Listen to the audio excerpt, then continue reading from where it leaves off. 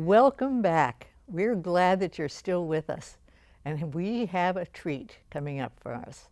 This next program, this next segment, is kind of a special part of the city of Long Beach. And with us, we have Pam Seeger. And Pam is the director, the historian, the leader, the CEO, whatever it is, all of those at Rancho Los Alamitos. This is a treasure not just of Long Beach, but a treasure of the world. And it tells what Long Beach was a long time ago, and it has reestablished the things that were so important in those days, and the way you looked at things and the way you saw things. And I want her to tell us all about it, and I'm sorry that we haven't got 2 hours because we could learn so much. And Pam, I'm so pleased that you're here. Really, I just am, because you've just done such a marvelous job at Rancho Los Alamitos. It's a wonderful team and a remarkable place. Okay, how long have you been there? Oh dear, I came in 1986. Just to stay a little while. I was going to stay 3 months. Oh, 3 months? Yes. Well, 30 years other than that. Well, you have just been such a leader. Tell us, what is Rancho Los Alamitos? It is And true. where is it? It's in the Bixby Hill area, in the Bixby Hill community area, near Cal State Long Beach. It's free of charge. It's a 7.5 acre site today. But it is remarkable because its history tells the story of the evolution of Southern California from the time of the Native Americans through to the urbanization at the end of World War II. 1,500 years of continuous occupancy. I don't know another place in California where that is the case. Well, when you say occupancy, tell us what's on the grounds, because what is there and what was there in the 1900s and before is still there. That is true. That is true. What is there? Well, you have to start at the beginning and know that even today, the site is sacred to the native Tongva people, because it's where their God came down to earth, gave the laws to the people, and ascended back up to heaven, right on the edge of the site. So it's still considered very, very sacred. We do Native American programming, and the Native Americans lived there for more than 1,000 years. You've been working with them. Oh, for years and years and years.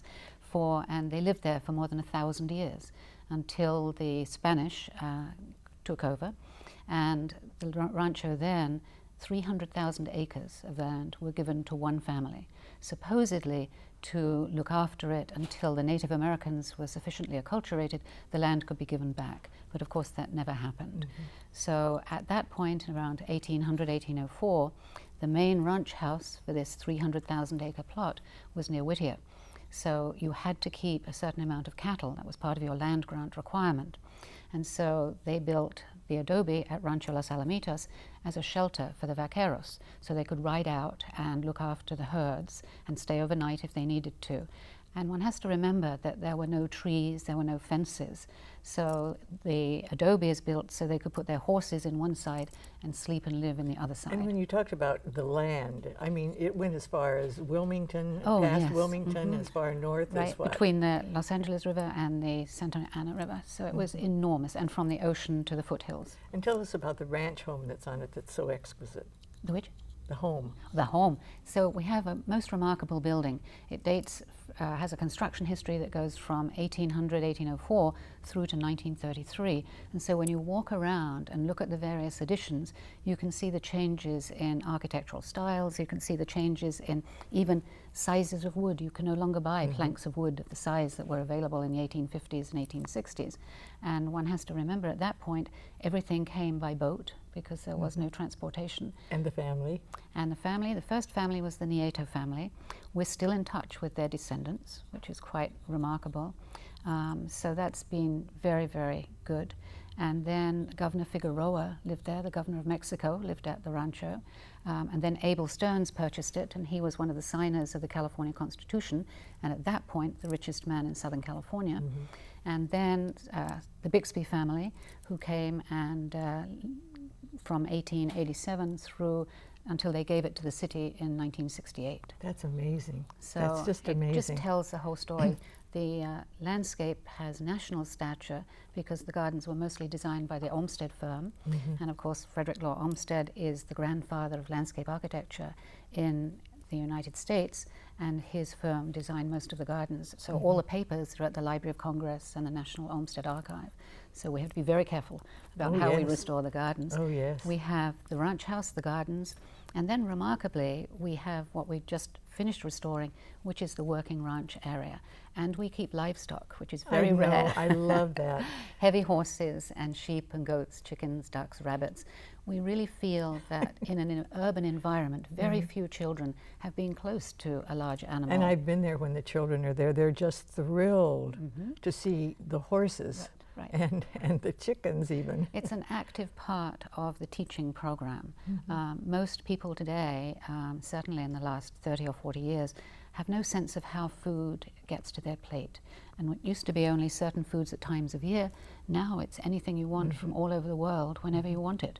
So our whole relationship with food has changed, and we can talk about that at the Rancho. Well, the facilities you have is this wonderful house that's been restored and is open to the public to be seen. You have this barn. You didn't call it a barn. You called it something else. What was the Rancho it? Center. The Rancho Center, with all of the type of animals and chickens and barnyard area, and I still remember your first horse, the Big John. Oh, my baby. Oh, I loved that. I loved that horse. But you know, in addition to that, the serenity of that area and the feeling of really being kind of at home. Yes, it's a very welcoming site, and we take a lot of trouble to protect that. It's one of the reasons we don't do tours in the garden. We think the gardens, you should just be able to wander and sit down when you want to and just experience the peace and beauty of the gardens. You can request a tour, but we don't do it in general because that peace, that kind of stepping away from the urban environment is very important. But the areas, I mean, the cactus area is just mind-boggling. Right. The cactus garden was laid out by William Hertrick, who was the person who laid out the Huntington. So we've got close ties to the Huntington and also to Rancho Santa Ana Botanic Garden, because that was founded by one of the Bixby families. So. And in just the last few years, you have made a more modern addition that wasn't there until just recently. And tell us about that, because it's what an addition that is. In order to, when the city acquired the site, they laid it out, the barnyard area, like a city park. And so it had concrete paths and all kinds of things. And we wanted to build a Rancho Center, a place to have exhibits and films, etc. So we decided we would have to move one barn to do that. So we just decided we'll put the whole thing back where it needs to be, as it was. And then you're right, we took the horse barn, where I used to put horses away at night. It's a 1948 structure, and we wrapped it with new architecture, and we put a basement in and created the Rancho Center, which has won now, I think, 5 awards. It's going to get one at the end of July, another one. It's magnificent. Yeah, it's the whole team, the design team, the architecture team, did an extraordinary job. So they managed to blend the horse barn with compatible contemporary architecture. Not just the structure, but what's in it, and that's one room that has the history starting from the very beginning. On all the painted on all the walls is the story of the ranch. What is so remarkable is that the film has won 2 silver medals for documentary filmmaking, and that tells the story of the people. The exhibit room tells the story of the regional context. The exhibit room tells the story of the many people who've called the ranch home over time, coming from around the world. And the thing that makes it so remarkable is that every word in the film and in the exhibit, except for a very small piece of copy, came straight from the archive, because the archive is so rich with oral histories and writings that we could take that and weave it into the exhibit and the film. And then we did the Rancho room. We said, well, now we need to talk about the landscape and climate. So we hired Dugald Sturmer, a very well-known artist. He did the most gorgeous watercolors. We worked with Trio Entertainment, and we blew them up. They're flowers and plants from the garden.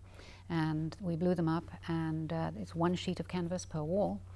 And then we took the floor and decided to talk about borders and boundaries.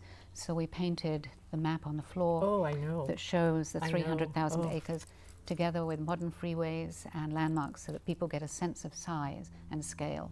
And then we have Native American villages on it also. So. Oh, well, what's been done there is just magnificent, Pam, and it really is due to your knowledge and your history background and your perfection, because I remember being there and seeing flowers I hadn't seen before, because no flower is in there unless it had been there in the 1800s. Right. And or as late as the 1920s. Okay, well, 1920s. Right. But I must say that the family, and this was Fred Bixby Fred and Florence Bixby. Fred and Florence Bixby, and it was their heirs that donated this to the city of Long Beach. That's right. What a magnificent gift that is. It is, and they continue to support the outreach of the site, and never want it to be the Bixby site. They always want it to show the whole history. Yes. And I think that is a remarkable gift. Well, being as we've said how marvelous this is, how can people see it?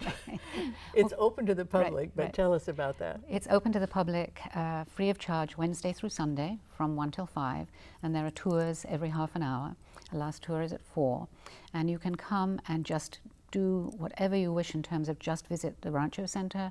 You can do the gardens, you can take a tour of the ranch house and barnyard area, and it's an incredible experience. And then we do school tours in the morning, and then special events and programs at other times. So this Unified School District uses this as a resource? We're booked all the way through, I think, spring of next year. Is that right? Yes, yeah. So every day it's open, they have children in the morning? 3 mornings a week. We do school tours, and then we do a children's Native American cultural workshop, which shows children how the Native people lived, the resources that they used, their gender roles. It's remarkable, and it's taught in collaboration with a Native American educator. So it's a wonderful partnership.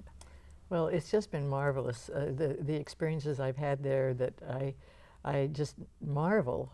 How do you find some of the things that were that long ago that you have replicated or We've replicated some, but in all honesty, I have to say, the family will often say, my children won't clean this silver, they don't really want it, so I'm sending it back home. Oh my, and that wonderful. happens with quite frequency, and also wonderful photographs from former servants and people like that. Oh, wonderful, Pam. Thank you so much. I'm Thank so you, glad Beverly. that people get a chance to see you, and I get a chance to thank you, because what you have there is just such a treasure, and it is.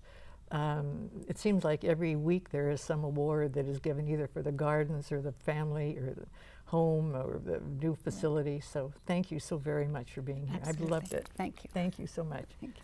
Thank you very much for watching. We've had a good segment. I hope you've learned a lot. We'll see you next time.